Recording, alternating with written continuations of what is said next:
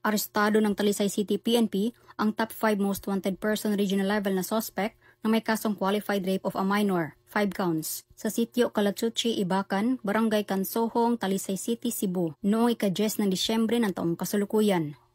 Kinilala ni Police Lieutenant Colonel Humobono R. Sayon, officer in charge ng City of Talisay Police Station, Cebu Police Provincial Office, ang wanted na suspect na si Raymark, 36 anyos, na residente ng naturang lugar.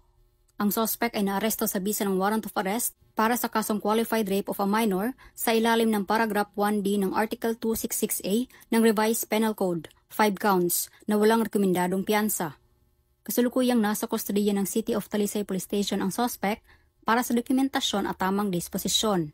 Ito po si Police Lieutenant Colonel Humobono Sayon, officer in charge ng City of Talisay Police Station.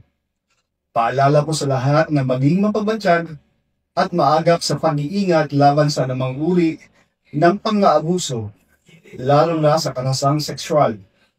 Bantayan ang kaligtasan ng bawat isa.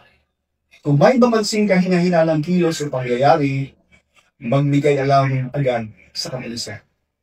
Sa ilalim ng 7-point agenda ni Acting Chief PNP, Police Lieutenant General Jose Melencio Sinartates Jr., buong determinasyon na ang kapulisan ng Talisay City, Cebu sa pagtugi sa mga may sala sa batas upang mapanatili ang kaayusan at kaligtasan ng komunidad tungo sa isang bagong Pilipinas.